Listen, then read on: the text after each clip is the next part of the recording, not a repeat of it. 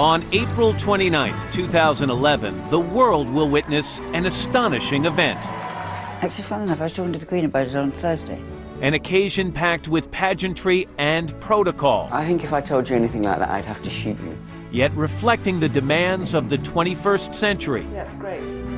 Even the senior members of the royal family are apprehensive before an event, not for themselves, but they want it to go well. I'm excited, not just for them, but I think for the whole country. With unprecedented access, this is the inside story of the royal wedding.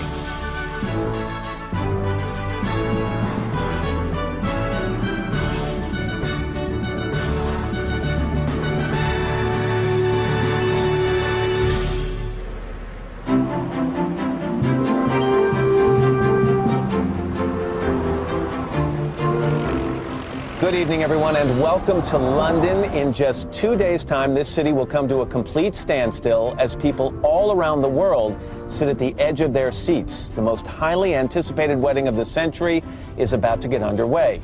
Now, everybody wants to get a glimpse of the future King of England, Prince William, as he marries his university sweetheart, Catherine Middleton. Talk about everybody. They're expecting hundreds of thousands of people to line the mall, or as they say, the Mall, here leading up to Buckingham Palace, and over 1 billion people worldwide expected to tune in to watch this royal extravaganza.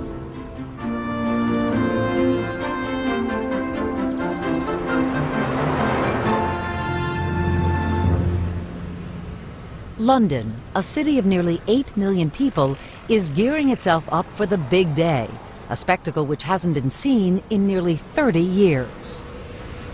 Well, we think this will be the biggest event in London, the biggest royal event in London since 1981, when I think about 600,000 people came onto the streets. So obviously we've got to get the transport system ready, and we've got to make sure it's safe. We've got to make sure there aren't any roadworks, so that the traffic moves around smoothly. The roads are going to be smooth as a baby's bottom. We are working flat out to make this city absolutely spanking new and make sure it looks fantastic. The last major royal wedding was in 1986, when Prince Andrew married Sarah Ferguson. Every spectacular detail was choreographed by senior members of the royal household. I had 3 royal weddings to help with, and it was all to do with planning, guest lists, protocol, pulling it together from all the aspects, not ignoring security and things. At the same time, remembering that I was doing it for them, as will be the case on the 29th of April when Prince William and Miss Middleton get married. It is their day, their ceremony, and we who are in the office shouldn't override their wishes. They must be allowed to have what they want, and it's us to make it work and to facilitate it. And who better to help organize the day than Lady Elizabeth Anson, the Queen's cousin and royal party planner. She's hosted scores of royal receptions over 50 years and observed many royal weddings from some very privileged positions. There's no doubt about it. Britain is better at doing this sort of pageantry than anybody else and knows how to make us all excited. I mean, I remember watching Princess Margaret's wedding from the top of the Queen Mother's potting shed in her garden, which overlooked the Mall. With such rich traditions to draw from, insiders know that a sense of expectancy and anticipation has always been central to royal weddings. And that means holding back some of the details until the day itself. So this will be the first glimpse we have of Sarah Ferguson's much speculated on wedding dress.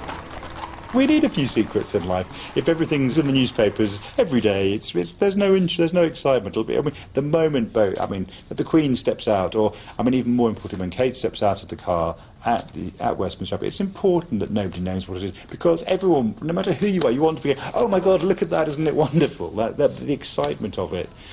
So everyone's going to feel like that. Easier said than done in the age of instant communications. Luckily, William and Kate seem to have it mastered. I know for a fact that the media did not know that the wedding was going to be announced on that day. Nobody knew. They may have suspected it was coming at some time, but they didn't know it was going to be that morning, so they were all caught on the hoof. We've been talking about marriage for a while. It was incredibly discreetly handled, and not one person had broken their secret. It was a total shock when it came, and very excited. As soon as the announcement was made, thousands of people began toiling behind the scenes to make sure the parade, the pageantry, and the ceremony runs precisely to royal protocol. Coming up next, the guests are in a dilemma over what to wear to a royal wedding. Is everybody wearing a hat?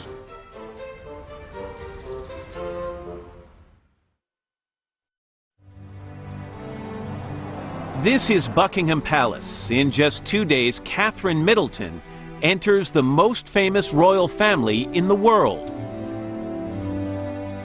But what to wear to a royal wedding? It can be a real dilemma. Now, for the guys, it's easy. Right on the invitation, it says morning suit, so you wear a morning suit.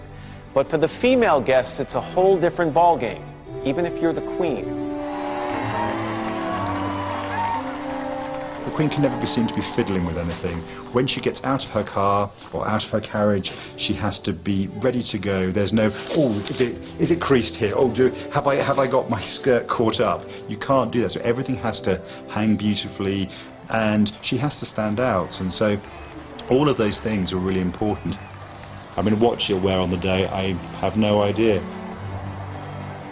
Several of us might be making things that could be worn for the royal wedding, but I can't really say any more than that. But the Queen would never want to outshine the bride. The Queen views this not her day as the Queen, it's her day as a very proud grandmother, I imagine. Ever since the invitations went out in February, designers across London have been working flat out, making outfits for the big day. With the world watching, everyone wants to get it right. I'm actually slightly worrying about my hat because it's a beautiful hat, but it's big. Do you have to wear a hat? What's the plan? Is everybody wearing a hat?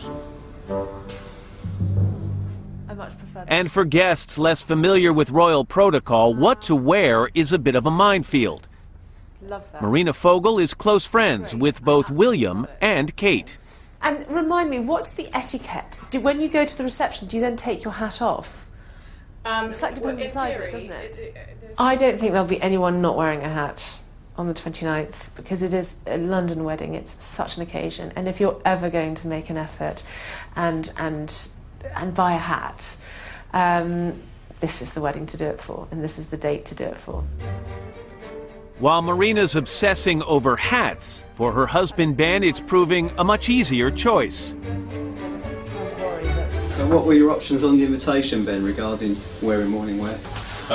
Morning wear or morning wear? Morning wear. The morning suit that I've had made will look slightly different to everyone else's. A lot of people will be wearing the heavy black jacket, the chalk striped trousers and a very bright waistcoat, and I've gone for what I'd say is a more classic. And I like the fact it's a little bit understated, but my shirt and my tie will make up for that. He was talking about a yellow shirt, which I'm a little bit not sure about. I think Marina's dress is going to be a green, actually. Oh, this is getting me really excited. Yeah, I love it. It's going to be hard to narrow it down. And if the guests are having problems, spare a thought for the designers. Hi, how are you? Thank you. In terms of the royal wedding, I've got quite a large number of guests who I'm making hats for. So you have to keep an eye on what you're doing for each person, the colours you're doing for people, the shapes, because obviously you can't have two of the same hat or anything too closely related to one another.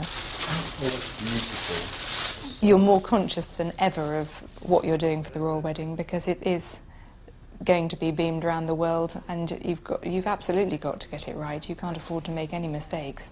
What are those, just quills? They're just for the... We've had people from both sides of the family coming, sort of looking for things, and it's not going to be a wedding where people are wearing bustiers and sequins and razzle-dazzle outfits. It's going to be a very sophisticated, very elegant, I mean, I think Audrey Hepburn rather than LA.